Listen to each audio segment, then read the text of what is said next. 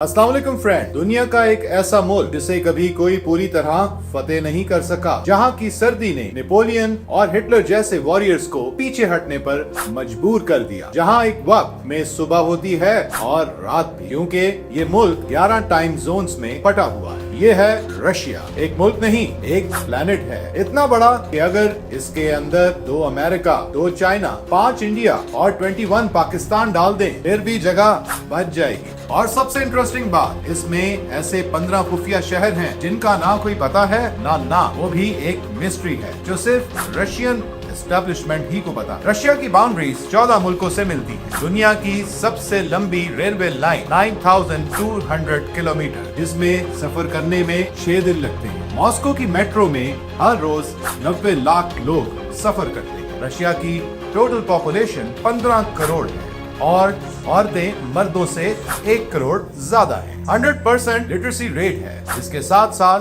Europe की 40% gas यहीं से जाती है और रशिया के पास हैं 8400 न्यूक्लियर वेपन। रशिया का डिफेंस बजट 2024 के लिए तकरीबन $149 बिलियन था, जो 2023 के मुकाबले में 38% ज्यादा और 2015 के लेवल से डबल हो चुका है। ये एक्सपेंडिचर रशिया का जीडीपी का 1.4% है, जो 1958 से लेकर अब तक सबसे ज्यादा है। अगर पूरे मुल्क की बजट की बात करें तो रशिया का 2025 का मिलिट्री खर्च तकरीबन 15.5 ट्रिलियन रूबल्स है, जो कि उसके जीडीपी का 7.2% बनता है। एक्सपर्ट्स कहते हैं रशिया को काबू में लाना हो तो कम से कम 1 करोड़ फौज चाहिए। मंगोल्स कभी गधों पर भी आए, मगर आज तक रशिया किसी से ना जीता गया ना झुकाया। और अब इस ताकत के पीछे छुपा एक चेहरा। जब हम दुनिया के सबसे ताकतवर और पुरस्कार लीडर्स की बात करते हैं तो एक नाम सबसे आगे आता है, व्लादिमीर पुतिन। एक ऐसे लीडर जिन्होंने सिर्फ अपने मुल्क को नए दौर में दाखिल किया, बल्कि दुनिया के पॉलिटिकल लैंडस्केप को भी अपने ताकतवर हाथों से शेप किया। उनकी जर्नी एक ऐसे लीडर की है जो खुद को हर वक्त बदल रहा था, अपने इन्फ्लुएंस को बढ़ा रहा था और हर चैलेंज को अपने फायदे में कन्वर्ट कर रहा था। तो चलिए जानते हैं कि किस तरह व्लादिमीर पुतिन दुनिया के सबसे पावरफुल लीडर बने। व्लादिमीर पुतिन का बर्थ 7 अक्टूबर 1952 को लेनिनग्राड, जो कि अब सेंट पीटर्सबर्ग है, में हुआ। उनका बचपन एक बहुत ही मुश्किल और अनसर्टेन वक्त में गुजरा। उनकी माँ मारिया इवानोवाना एक फैक्ट्री वर्कर थी और उनके वालिद व्लादिमीर प्रिरिडोनोविच भी एक फैक्ट्री वर्कर थे। पुतिन का घर बहुत मॉडेस्ट था और वो बचपन में काफी डरे हुए थे। उनकी फैमिली की इकोनॉमिक सिचुएशन भी बहुत अच्छी नहीं थी, लेकिन पुतिन का दिमाग बहुत तेज था। अगर हम पुतिन के बचपन को देखें तो हमें ये समझ आता है कि उनके अंदर एक नेचुरल रेजिलियंस थी। पुतिन के बचपन की स्ट्रगल्स ने उनको वो करेज और डिटर्मिनेशन दी जो उन्होंने अपनी पूरी लाइफ में इस्तेमाल की। पुतिन को मार्शल आर्ट्स और जूडो का शौक लगा। जूडो और सैम्बो जैसे मार्शल आर्ट्स ने उनके अपने बॉडी और माइंड को कंट्रोल करने का तरीका सिखाया और इस डिसिप्लिन ने उनकी फ्यूचर लीडरशिप को मजीद निखार दिया, जो आगे चलकर उनकी पॉलिटिकल कैरियर में बहुत काम आई। उन्होंने अपनी स्कूलिंग लेनिनग्राड में ही की और अपनी एजुकेशन कंप्लीट की। 1975 में पुतिन ने लेनिनग्राड स्टेट यूनिवर्सिटी से ग्रेजुएशन की लॉ डिग्री हासिल की। उसके बाद KGB committee for state security में एडमिशन लिया। केजीबी सोवियत यूनियन का एक इम्पोर्टेंट सिक्योरिटी इदारा था जो foreign intelligence, domestic and border security और साथ ही साथ पॉलिटिकल लीडरशिप की भी हिफाजत के जिम्मेदार। केजीबी का फुल फॉर्म है कमेटी गोसोदार्स्टिवेननोय बेज़ोनो-पास-नोस्ती, जो रशियन जुबान का लफ्ज है। इसका मतलब होता है committee for state security. KGB में जाना उनकी पर्सनल एम्बिशन का हिस्सा नहीं था, बल्कि ये एक स्ट्रेटेजिक डिसीजन था जो उनकी फ्यूचर लीडरशिप को शेप करने में मददगार साबित हुआ। 1980 में पुतिन को ईस्ट जर्मनी में मिशन पर भेजा गया, जहां उन्होंने अपनी एस्पियोनेज स्किल्स को रिफाइन किया। वो ये टाइम था जब पुतिन ने अपनी कम्युनिकेशन, स्ट्रेटेजिक थिंकिंग और डिसीजन मेकिंग स्किल्स को डेवलप किया। केजीबी में अपनी ट्रेनिंग के दौरान पुतिन ने बहुत से ऐसे लोगों से सीखा जो इंटरनेशनल पॉलिटिक्स और सीक्रेट मिशंस के एक्सपर्ट्स हैं। वैसे आज का पुतिन की लीडरशिप को देखें तो उनकी केजीबी में ट्रेनिंग एविडेंट कैसे अपने ओपोनेंट्स को स्ट्रेटेजिकली हैंडल करना है, ये बहुत अच्छे तरीके से सीखा। 1990s में व्लादिमीर पुतिन ने एक साइलेंट एंट्री मारी। सेंट पीटर्सबर्ग के मेयर एनाटोली सोबचक के साथ काम शुरू किया। जाहिर है ये सिर्फ जॉब नहीं थी, ये उनकी पावर गेम की ट्रेनिंग ग्राउंड। वहां उन्होंने पॉलिटिक्स, बिजनेस और पावर का असली टेस्ट लिया। हर फाइल, हर मीटिंग, हर डिसीजन पुतिन ने सब कुछ एब्जॉर्ब किया। यहाँ से उनकी गेम ऑफ स्ट्रेटेजी शुरू।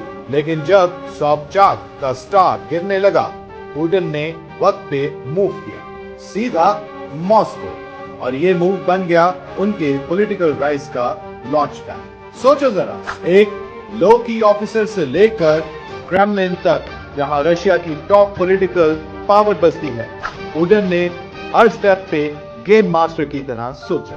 यही है असली चेस प्लेयर की स्टोरी। दोस्तों, सेंट पीटर्सबर्ग से मॉस्को तक का सफर पुतिन के लिए सिर्फ शहर बदलना नहीं था, ये था पावर का असली खेल में एंटर। पुतिन इतने लो प्रोफाइल थे कि लोगों ने पहले पूछा ये बंदा कौन है, लेकिन अंदर ही अंदर पुतिन पावर स्ट्रक्चर के अंदर घुस चुके बिना किसी शोर शराबे। 1996 में पुतिन मॉस्को की पावर हब में मजीद घुस गए और प्रेसिडेंट बोरिस येल्त्सिन के पास अपनी पोजीशन बनाई। येल्त्सिन की गवर्नमेंट ने उन्होंने एफएसबी, फेडरल सिक्योरिटी सर्विस का हेड भी बनाया। एफएसबी की लीडरशिप उनके लिए एक टर्निंग पॉइंट साबित हुई। एफएसबी के हेड बनकर पुतिन ने अपने पावर बेस को मजीद मजबूत किया और अपने पॉलिटिकल एम्बिशंस को फ्यूचर में परस्यू करने की स्ट्रेटजी बनाई। 1999 में येल्त्सिन ने अपना रेजिग्नेशन अनाउंस किया और पुतिन को एक्टिंग प्रेसिडेंट बनाया। ये एक हिस्टोरिक मूवमेंट था जहां से पुतिन की प्रेसिडेंसी की शुरुआत हुई। 31 दिसंबर 1999 को येल्त्सिन ने अपनी पोजीशन छोड़ी और पुतिन ने ऑफिशियली रशिया के प्रेसिडेंट के तौर पर काम शुरू किया। पुतिन के लिए ये वक्त उनकी लीडरशिप का बहुत इंपॉर्टेंट फेज था। येल्त्सिन के रेजिग्नेशन के बाद पुतिन के लिए एक गोल्डन अपॉर्चुनिटी थी अपनी पॉलिटिकल आइडेंटिटी को एस्टैब्लिश करने की। आप सोच रहे हैं अगर ये मोमेंट ना आता तो पुतिन की लीडरशिप किस डायरेक्शन में होती? पुतिन ने अपनी लीडरशिप के इनिशियल दिनों में रशिया में ताकत को कंसोलिडेट करना शुरू किया, जहां उनका सबसे पहला निशाना बने पावरफुल ओलिगार्क, जो बिजनेसमैन सोवियत यूनियन के टूटने के बाद बहुत ज्यादा इकोनॉमिक इन्फ्लुएंस हासिल कर चुके थे। पुतिन ने उनके साथ एक ग्रैंड बारगेन किया, अगर वो सरकार के साथ दें तो अपना मालो दौलत रखें, लेकिन जो खिलाफ गए उनके खिलाफ टफ लीगल एक्शन हुआ, जैसे मिखाइल खोडोरकोव्स्की, जिसे जेल भेज दिया गया। यह सिग्नल था अब असल ताकत क्रेमलिन के पास है, न कि किसी बिजनेस अंपायर के पास। पुतिन ने मीडिया, ऑपोजिशन और जुडिशरी तक पूरा कंट्रोल हासिल कर लिया। रशिया की इकोनॉमी को स्टेबलाइज करते हुए ग्लोबल स्टेज पर मुल्क की इमेज को दोबारा से पावरफुल बनाया। चेचनिया में मिलिट्री ऑपरेशंस के जरिए उन्होंने इंटरनल सिक्योरिटी को भी मजबूत बनाया, चाहे ये एक्शंस कंट्रोवर्शियल क्यों ना रहे। ये सारी स्ट्रेटजीज रशिया को एक सेंट्रलाइज्ड और कंट्रोल्ड स्टेट में तब्दील करने का हिस्सा थी, जहां ओलिगार्क अब क्रेमलिन की अप्रूवल के बगैर कुछ नहीं कर सकते। पुतिन की फॉरेन पॉलिसी बहुत बोल्ड और एग्रेसिव थी। उन्होंने रशिया के इमेज को वर्ल्ड स्टेज पर फिर से एस्टैब्लिश करना शुरू किया। 2008 में उन्होंने जॉर्जिया के साथ वॉर की और 2014 में क्रीमिया को एनेक्स कर लिया। ये दोनों इवेंट्स ने रशिया के ग्लोबल रिलेशंस को बहुत इम्पैक्ट किया। पुतिन का विजन था कि रशिया को दुनिया में एक स्ट्रॉन्ग और इंडिपेंडेंट पावर के तौर पर समझा जाए। नाटो के एक एक्सपेंशन को पुतिन ने अपने लिए मेजर सिक्योरिटी थ्रेट समझा और इस थ्रेट को अपने फॉरेन पॉलिसी में शामिल किया। उन्होंने अपने एग्रेसिव टैक्टिक्स से नाटो को चैलेंज किया। पुतिन ने अपनी फॉरेन पॉलिसी में जो बोल्ड मूव्स किए, उन्होंने दुनिया के पॉलिटिकल लैंडस्केप को इन्फ्लुएंस किया। अगर ये मूव्स ना किए जाते तो रशिया इस पोजीशन में आज कैसे होता। अब बात करते हैं 24 फरवरी 2022 की सुबह की। रशिया ने 2 लाख फौजों और कई 100 टैंक के साथ 3 साइड से यूक्रेन पर हमला कर दिया। उनका गोल ये था कि जल्द से जल्द यूक्रेन कैपिटल कीव तक पहुंचकर उस पर कब्जा किया जाए। जवाब में यूक्रेन ने वेस्टर्न वेपन्स के जरिए कई महीने इस रशियन अटैक को रेजिस्ट किया, मगर आज तकरीबन 1.5 साल बाद रशिया इन तमाम हाईलाइटेड एरियाज को अपने कंट्रोल में ले चुका है। हालांकि पिछले 1.5 साल से अमेरिका और European countries billions of dollar के वेपन्स यूक्रेन को सप्लाई कर चुके हैं। वेस्टर्न मीडिया भी 1.5 साल से सबको ये कन्विंस करता रहा कि यूक्रेन फ्रंट जीत रहा है, रशिया की इकोनॉमी बर्बाद हो रही है और पुतिन की गवर्नमेंट गिरने वाली है। मगर ये सब बातें रियलिटी से बहुत दूर है। सबसे पहले तो वेस्टर्न मीडिया का ये क्लेम कि सैंक्शंस के बाद रशियन इकोनॉमी कोलैप्स कर रही है बिल्कुल भी सच नहीं, क्योंकि तकरीबन 100 कंट्रीज ने रशिया के खिलाफ ये वेस्टर्न सैंक्शंस एक्सेप्ट नहीं किए। दुनिया की बड़ी इकोनॉमीज जैसे कि China, India, Mexico, Brazil, Turkey, UAE और सऊदी अरेबिया ने इन सैंक्शंस को रिजेक्ट किया है, क्योंकि रशिया एक बहुत ही इंपॉर्टेंट एनर्जी सप्लायर है। दरअसल रशिया नेचुरल रिसोर्सेज से माला माल है। रशिया के पास दुनिया के सबसे बड़े नेचुरल गैस, दूसरे सबसे बड़े कोल और चौथे सबसे बड़े ऑयल रिजर्व्स हैं।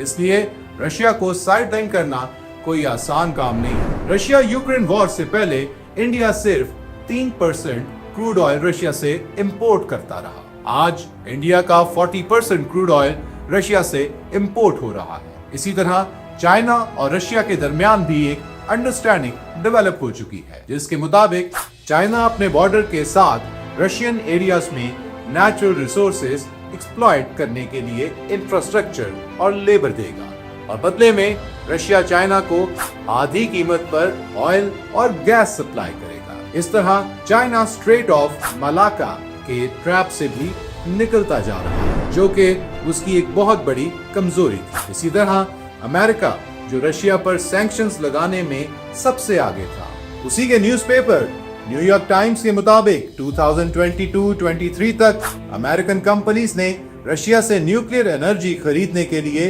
$1 बिलियन की पेमेंट की है। वेस्टर्न कंट्रीज के सैंक्शन के बाद रशिया का सारा ट्रेड नॉन वेस्टर्न कंट्रीज के साथ शिफ्ट हो गया है। सेंट्रल एशियन कंट्रीज जैसे कि कजाकिस्तान, आर्मीनिया और जॉर्जिया मिडलमैन के तौर पर काम कर रहे हैं। यूरोपियन माल पहले इन कंट्रीज में आता है, फिर वहां से रशिया को सेल होता है। कुछ रिपोर्ट्स के मुताबिक फ्रांस और जर्मनी भी अभी तक इसी इनडायरेक्ट रूट के थ्रू रशिया से सीक्रेट ट्रेड कर रहे हैं। रशिया रूबल भी अपने प्री वॉर वाले लेवल्स तक वापस आ चुका है और इसमें रशियन गवर्नमेंट की स्मार्ट प्लानिंग का बहुत बड़ा हाथ है। जब रशिया पर सैंक्शंस लगी और रूबल कोलैप्स कर गया तो गवर्नमेंट ने फॉरेन करेंसी खरीदना बैन कर दिया और एक्सपोर्ट करने वाली रशियन कंपनीज को फोर्स किया कि वो अपने 80% प्रॉफिट्स रूबल में रखें। इसी इंपोर्ट बैन और हाई रूबल डिमांड की वजह से रशियन करेंसी बाउंस बैक करके पिछले 8 साल के सबसे हाई लेवल पर पहुंच चुकी है। So in a nutshell, strong currency, alternative trade partners और कंटिन्यूस सप्लाई ऑफ कैश के साथ पुतिन ने एक ऐसी इकोनॉमी खड़ी कर ली है कि रशिया अगले 5 साल भी यूक्रेन वॉर को सस्टेन कर सकता है। मगर दूसरी तरफ वेस्टर्न इकोनॉमीज और स्पेशली यूक्रेन शायद अब इस वॉर को लंबा सस्टेन ना कर सके। इसीलिए अब सबको ओपन नजर आ रहा है कि अमेरिका इस वॉर से बाहर निकलना चाहता है। वही अमेरिका जो हर वक्त ये क्लेम करता था कि रशिया को हराए बगैर पीछे नहीं हटेंगे, अब खुद एक तंग गली में फंस चुका है। जहां उसे समझ नहीं आ रहा कि आगे जाना है या पीछे। यूक्रेन वॉर के फाइनल डिसीजन अब सिर्फ एक सवाल पर डिपेंडेंट है, क्या कौन ज्यादा अरसा तक ये जंग लड़ सकता है। यूक्रेन का प्रॉब्लम ये है कि अमेरिका और वेस्टर्न कंट्रीज उसे वेपन्स दे तो दें, मगर अगर उसके सोल्जर्स इतने ट्रेंड ही ना हों कि उन्हें यूज ही ना कर सकें, तो उन वेपन्स के होते हुए भी रशिया का कुछ नहीं बिगाड़ सकते। जब हम पुतिन की जर्नी को देखते हैं तो हम समझते हैं कि ये सिर्फ एक पॉलिटिशियन की कहानी नहीं, बल्कि एक ऐसे लीडर की कहानी है जिन्होंने अपने मुल्क को एक नए दौर में दाखिल किया। उनकी पॉलिसीज और स्ट्रेटजीज ने रशिया को एक बार फिर से दुनिया की सुपर पावर में शामिल कर दिया। पुतिन के डिसीजंस दुनिया के पॉलिटिकल लैंडस्केप को शेप कर रही हैं और आज रशिया की तारीख से लेकर अब तक का सफर में पुतिन की सबसे स्ट्रॉन्ग और कंटेंडेड लीडरशिप शामिल है। आपको क्या लगता है, पुतिन का फ्यूचर किस डायरेक्शन में जाएगा? क्या उनके स्टेप्स दुनिया के लिए बेनिफिशियल हैं या डेंजरस? अपने ओपिनियन हमें कमेंट सेक्शन में जरूर बताएं। हमारे चैनल को सब्सक्राइब कीजिए ताकि आप तक मजीद ऐसी खबरें पहुंचती रहें। अल्लाह हाफ़िज़।